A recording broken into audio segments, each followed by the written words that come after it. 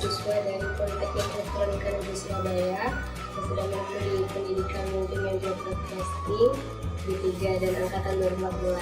Di sini saya sebagai owner dari VP Pens.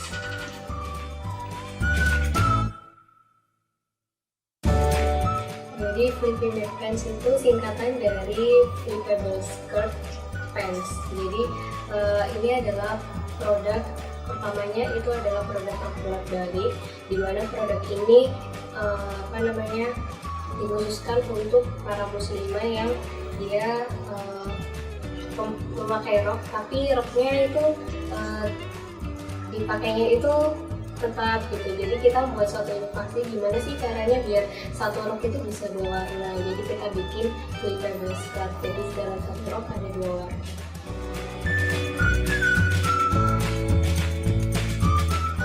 Jadi latar belakang kita buat produk ini adalah untuk memberikan kemudahan bagi para muslimah untuk menggunakan 2 model rok dalam satu item. Jadi kan banyak mahasiswa di Pens itu terutama pakai roknya itu ya sama aja. Nah, kita gimana caranya? Budgetnya dikit tapi dapat roknya 2 gitu. Jadi makanya kita bikin suatu produk, dalam satu produk itu ada 2 macam model.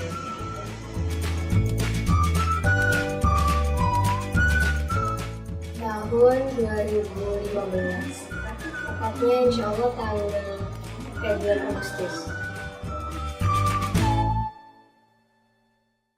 Jadi produk kami itu ada rok bolak-balik. Yang pertama itu ya rok bolak-balik, dan yang kedua itu adalah khimar. Khimar itu kerudung bolak-balik. Jadi karena banyak permintaan, kok roknya aja sih mbak, mana kerudungnya, jadi makanya kita bikin kerudung bolak-balik juga. Jadi kan awal mula kita tahun 2015-2016 itu kan cuman produksi khimar sama rok aja.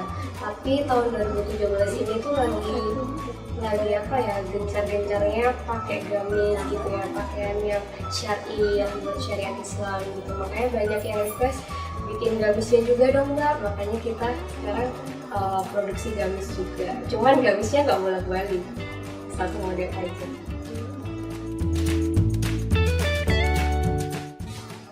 Kalau untuk produk kita, roknya itu kita bisa ganti rok, model rok itu tanpa ke kamar mandi. Maksudnya tanpa harus membalik rok itu sendiri, jadi bisa ganti di tempat gitu. Jadi kita desainnya bisa langsung diputar gitu.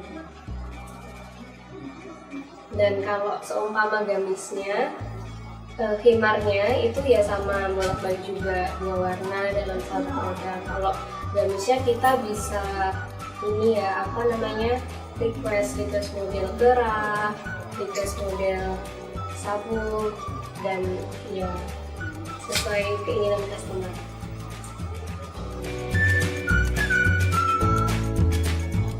Proses produksi.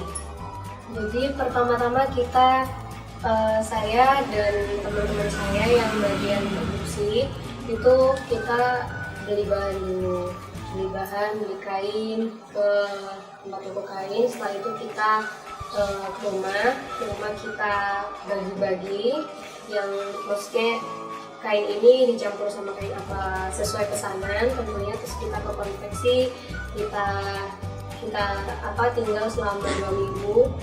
Setelah itu kita ambil baru kita packaging di sana. Jadi kita tempel itu hangtag. Setelah itu kita bungkus dengan rapi, baru kita kalau seumpama yang order wilayah Surabaya kan COD, nah itu ya kita tinggal kasih plastik, kita COD. Kalau seumpama yang order di luar Surabaya kayak pengiriman gitu ya kita langsung antar ke JNT atau JNT.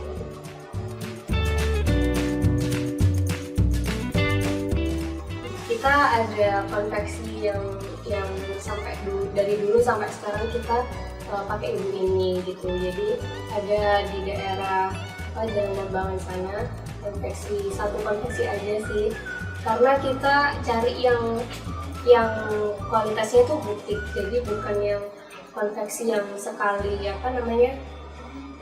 yang cepet jadinya, tapi jahitannya tuh nggak rapi. Jadi ini emang agak lama, tapi kualitas jahitannya tuh rapi.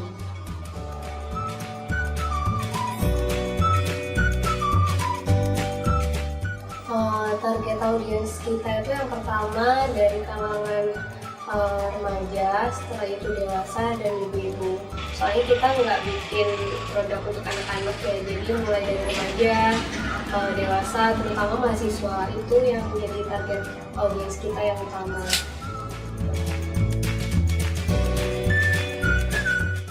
Strategi pemasaran kita ada 3 macam. Yang pertama kita lewat brosur dan spanduk, juga pamflet. Yang kedua kita lewat online kayak di Instagram, Facebook, atau Tokopedia atau Shopee. Yang ketiga kita lewat berjualan keliling kampus gitu.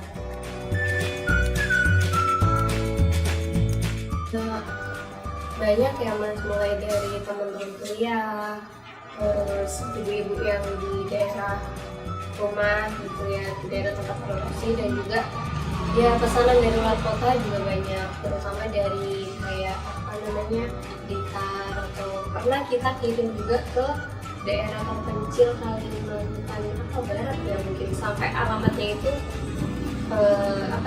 kitanya pakainya pos gitu, karena kan kalau kejadian itu masih susah menembus ke sana.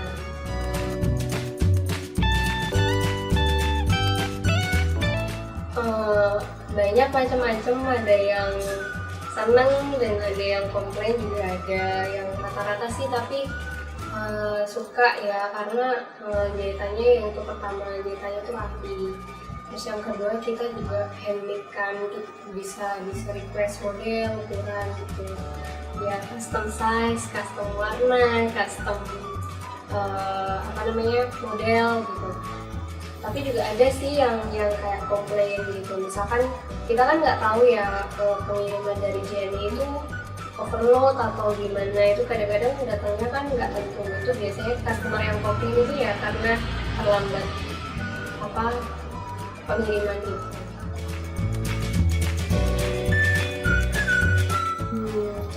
Karena Flippymed ini adalah program mahasiswa wirausaha ya dari PENS itu, jadi kita dapat modalnya dari PENS, kita dana awalnya itu dari PENS, dan ya adalah pemberatan.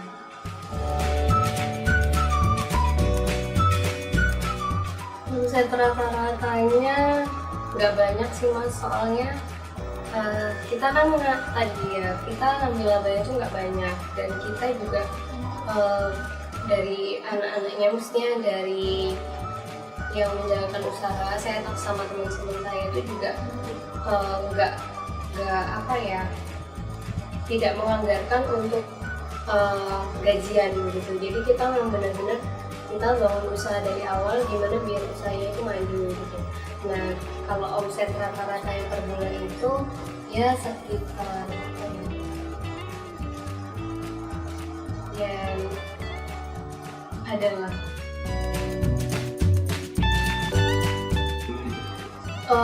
kalau investor sih belum pernah ada ya. Tapi kalau untuk semacam kayak usaha dagang tekstil itu banyak yang hubungin kami gitu.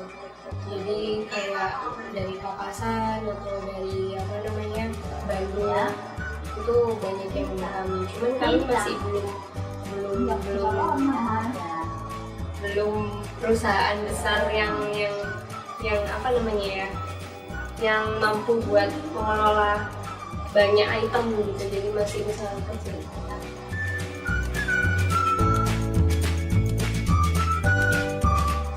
Pernah. Jadi kerugiannya itu bukan dari inventaris barang ya, bukan. Jadi waktu itu kami sempat karena kami ya percaya ya sama customer itu, jadi saking repotnya kami kuliah, jadi waktu itu sempat ada kayak customer ya bilang, Mbak pesen ini kita udah siapin, terus bilangnya sudah transfer gitu. dan sudah ngirim bukti resinya. Cuman teman saya yang mungkin karena repot ya nggak sempat ngecek kan ke apa namanya ATM ataupun langsung cuma dilihat gitu aja struknya, kita kirim. Ternyata aku dilihat itu struknya cuman kayak struk lama gitu, cuma nominalnya 300.000 gitu. Jadi tapi nyatanya waktu dicek nggak ada mutasi yang masuk ke rekening kita, dan itu struknya struk lama gitu. Kerugian bahan sih insya Allah belum pernah ya, karena kita kan sistemnya pre-order Mas. Jadi ketika ada yang order kita baru bikin. Nah itu insya Allah nggak ada kerugian bahan sih. Kalau kerugiannya ya dari itu tadi, customer yang nipu.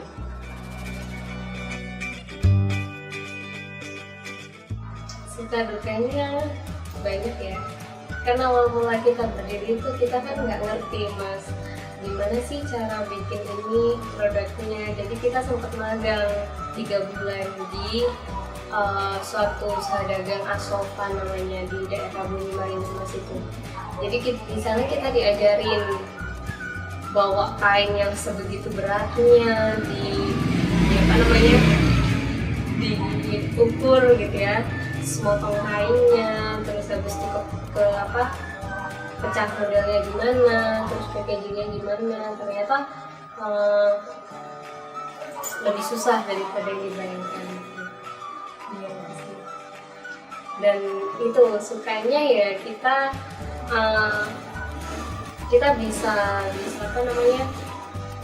bisa tahu tempat-tempat yang sebelumnya kita nggak tahu. Jadi kita sekalian jalan-jalan sama anak-anak maksudnya. Terus juga ya sedikit banyak kita kan ada dari laba itu kita buat produk yang kita pakai gitu. Jadi branding produk. Jadi kita ya dapat produknya juga.